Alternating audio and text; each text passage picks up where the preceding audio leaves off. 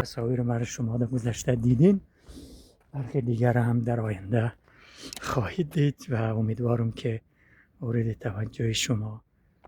بسیار خوب، همچنان یک مسیر پیاده روی رو تا بالای تپه طی میکنیم و میخواییم که باز هم یک نمای کامل تری از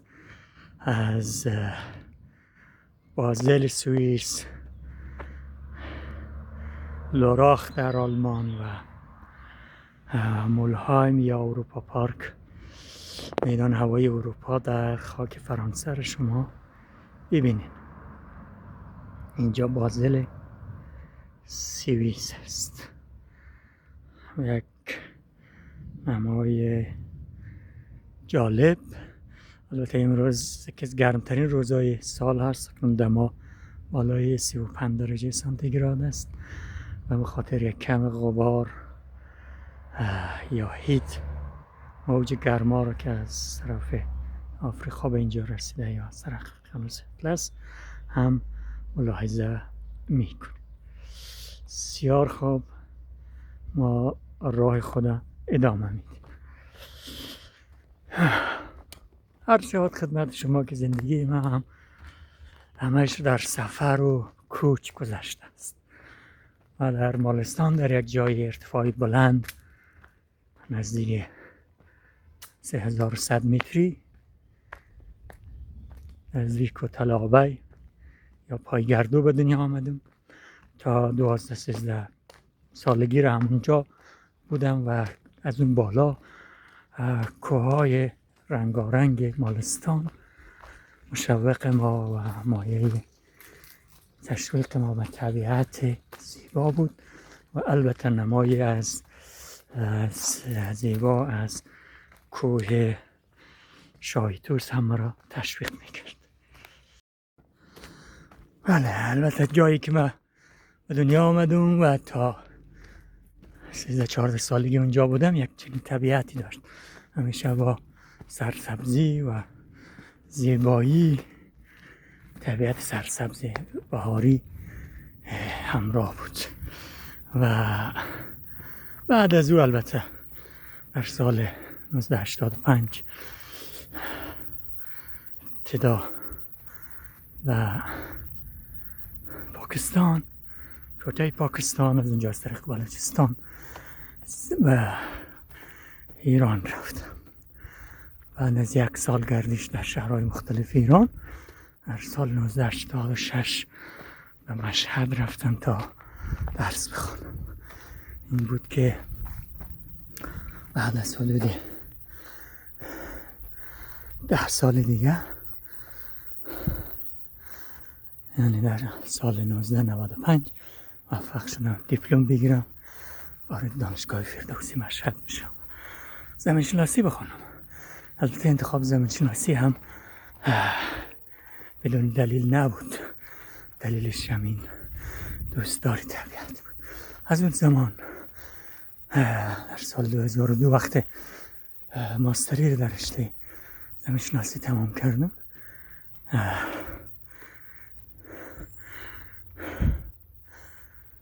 در آغاز سال 2004 به بامیان آمدم و تأسیس دپارتمان زمین شناسی گامی دیگری برای طبیعت گردی ما آغاز شد.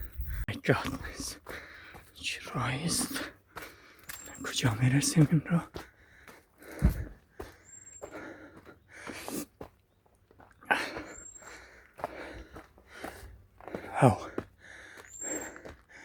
این همه راه کی میخوام بره، ولی بازم ما همین راه پیاده و کوره راه و بالای تپه ادامه میدیم. بله، ورود ما به دانشگاه بامیان، تأسیس دپارتمنت جیولوژی، یک بخش جدیدی از زندگی ما با طبیعت بود. همون کوههای رنگارنگ و زیبایی که در مالستان می‌دیدم و به قیاس بزرگتر و بهتر در بامیان پیدا کردم و از بعد ورود در نوروز 1383 عاشق بامیان شدم و تصمیم گرفتم که همونجا بمانم. خانه و زندگی تصمیم داشتم که تا آخر زندگی در بامیان باشم. بله، از حدود 20 سال درس دادم در دپارتمنت زمینشناسی که تقریبا هر هفته لااقل هر هفته یک سفر و بازدید در طبیعت زیبای کوی بابا و اطراف بامیان بود، همراه بود. بامیان بهشت برای زمینشناسی و طبیعت دوستان است. خانه ما در 2500 متری بود و ما هر آخر هفته خیلی آسان 1000 متر 2000 متر دیگر تا 3500 تا 4500 و تا شافولادی بالای 5000 را راحت طی می‌کردیم و شما برخی از این داستان‌های مرا در این کانال خواهید دید و امروز می‌بینین که کم کم به نفس افتادم و تا این هم داستانی دارد که تقدیر چنین بود که در سال 2022 یعنی 4 سال پیش در چنین روزایی و دلیل تحولات سیاسی و البته دلیل توسعه دکتر و خاطر مسائل صحی از وظیفه استادی استعفا دادم و بار دیگر در زندگیم برای دست به مهاجرت زدم و کشور آلمان آمدم. البته قبلا هم سال 2009 به بعد بارها به آلمان سفر کرده بودم و دکترای خود را از دانشگاه بون گرفتم.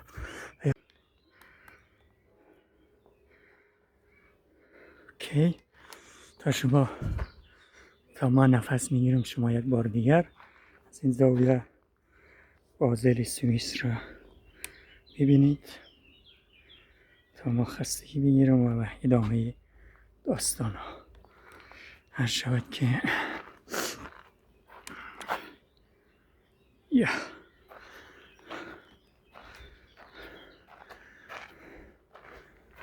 تقدیر چنین بود که مرا اینجا بکشاند. اینجا شوارزوالد یا جنگل سیاه در جنوبی ترین نقطه آلمان در ایالت بادن وورتنبرگ است و نقطه سه‌گانه مورد علاقه ما این آلمان، فرانسه و سوئیس و شما دقیقاً شهر بازل سوئیس را اینجا میبینید. این برج ها نشانه از سرمایه‌داری سوئیس است. هر شود خدمت شما که اکنون اینجا تقریبا مرز وجود ندارد. گذشته این منطقه بسیار نظر تاریخی مهمه چون دریای راین است و بین فرانسه و آلمان میشه مشکلات درگیری وجود داشته، ولی سوئیس برعکس یک نقطه‌ای بوده که همیشه صلح‌جو و بی‌طرف بوده و دنبال سرمایه. اکنون هم با اینکه مرز نیست تفاوت‌های دیده میشه. سوئیس بیشتر سرمایه داری هست، گران است و با جذب سرمایه‌های جهانی از بیرون یکی از پولدارترین کشورهای جهان تبدیل شده است. اما نظر سیاسی و نظامی و مسائل دیگر کشوری بسیار کوچیک و ناتوان به حساب می، اما کشورهای بزرگتر مثل آلمان و فرانسه نیمه سوسیالیستی هستند و نظر مثلا فرانسه از نظر نظامی قوی هست، آلمان از نظر اقتصاد و سوئیس کشور کوچیک قابل مقایسه نیستن لحاظ بزرگی.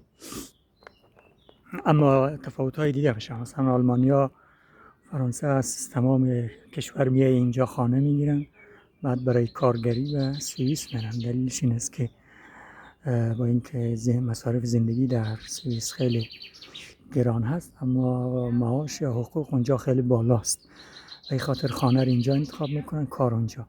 ولی برعکس خانه اگرچه اینجا سخت پیدا کردنش ولی به خارج عمومی مثل خروار و مواد غذایی و خوراک و پوشاک در آلمان مخصوصا خیلی ارزان تره. خب ادامه این تپه و ماجراهای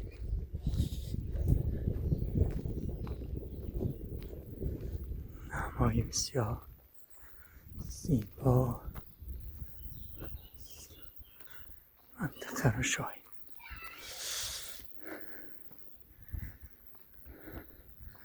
هر شبان ادامه داستان اینطوری بود که من سال 2022 که به آلمان آمدم تا حالا چندین جا را تبدیل کردم، چندین ایالت تبدیل کردم تا بالاخره به جای مورد علاقه خودم در جنگل سیاه یا شوارزوال رسیدم و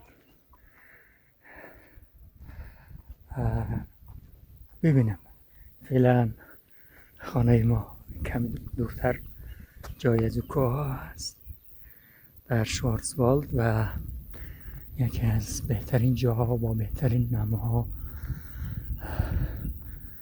داریم، بهترین آب و هوای آلمان و گرمترین جایشون و آفتابی ترین جایش هم همین جاست.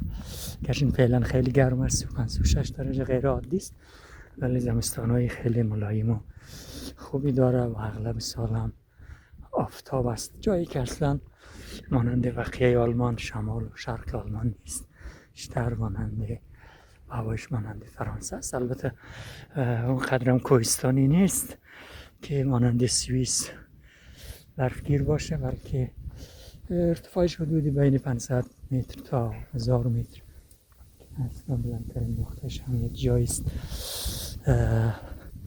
نام فیلدبرگ. مودی هایش ما گذاشتم، شما حتما دیدین که چیزی است حدود 1500 متر که پرنده ها هم به سایه پناه بردند. که امروز هوا غیر عادی گرم است، تابستان در واقع همین اکنون وارد شده است. امروز 29 جوزا یا 19 جون در واقع آخر بهار یا اول تابستان هم شمار میاد. بسیار خوب، با راه من رو ادامه میدیم تا یک نقطه بهتری برای دید خدمت شما تقدیم بکنیم. تا اون زمان ما شما خواهش داریم اگر تا کنون بیننده ما بودین و سابسکرایب نکردین حتما دکمه رو بزنین، بسیار مهمه که من این گزارش ها رو خدمت شما در آینده تقدیم بکنم. لایک و کامنت و نظرم فراموش نشود، چون من واقعا تصمیم دارم که ابتدا همه شوارزوالد، کشور آلمان، کشور اروپایی، آسیای میانه، آفریقا، قاره آمریکا را در آینده برای شما معرفی بکنم و 50 سال تجربه ما، زندگی ما در محیط‌های مختلف و زمین‌شناسی و طبیعت‌گردی همه منوط به این است که شما حمایت بکنید. ما هم به شما قول بدیم که حداقل هفته یک گزارش جالب است با محور طبیعت، سفر، معرفی سرزمین‌های مختلف همراه با نکاتی از زمین‌شناسی و جغرافیا و حتی تاریخ خدمت شما تقدیم بکنیم. و بر این که شما حمایت میکنید، اگر شما حمایت کردین و این چنل ما به اصطلاح به درآمد رسید، قول میدم که علاوه بر هزینه سفر میدم که در امور خیریه در مناطق محروم مانند واخان بدخشان، بامیان، جاهای دیگه، غزنی و حتی در آفریقا و ما انسانیت در اولویت استفاده خواهم کرد. بنابراین من روی حمایت شما حساب میکنم. زنده باشین. تصاویر این نقطه سگانه تماشا بکنیم. فکر نمی کنم که چیزی زیباتر و وسیعتر و گویاتر از این در اروپا وجود داشته باشد. کوههای آلپ سوئیس را کم کم این طرف میبینیم، در مناطق بسیار دورتر. اینجا این بلند منزلا کاملا خاک سوئیس است، این طرفش خاک آلمان است و وسط دریای راین مقدار شما میبینین. در راین مرز فرانسه دقیقا اونجاست. از اون طرف راست خاک فرانسه است، وسط آب این طرفش دست راست آلمان است و این طرف دست چپ کلا خاک سوئیس است. بنابراین اروپا قاره سبز بهترین و جالبترین جایش همینجاست. پشت سر ما هم شما جنگل سیاه یا شوارزوالد را هم شاهدین.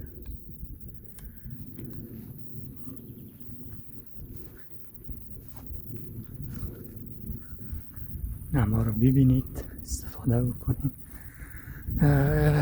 قبلا در مورد تفاوت‌های سیاسی این سه کشور سوئیس و فرانسه و آلمان به شما گفتم، بار دیگه تاکید میکنیم با اینکه اینا واحدهای جغرافیایی متفاوتن، اما به دلیل وابستگی‌های اقتصادی و حتی همگرایی‌های از لحاظ نژادی و تاریخی اینا در واقع مرز را برداشتن. فعلا مرز تقریبا وجود ندارد غیر از کنترل‌هایی برای مسئله مهاجرت برای مردم بومی و تابعین این سه کشور اصلا مرزی وجود ندارند و از قوانین اتحادیه اروپا همین است. با اینکه سوئیس البته جزء اتحادیه اروپا نیست ولی جزء پیمان شنگن و باز بودن مرز هست. کسایی که عضو اتحادیه اروپا باشن و جزء پیمان شنگن راحت میتونن به این کشورها به سوئیس هم سفر بکنن این طرف و تابستان داغ از کوههای زیبایی سوئیس هم لذت ببرن. تصاویر بیشتر از این منطقه را ببینیم.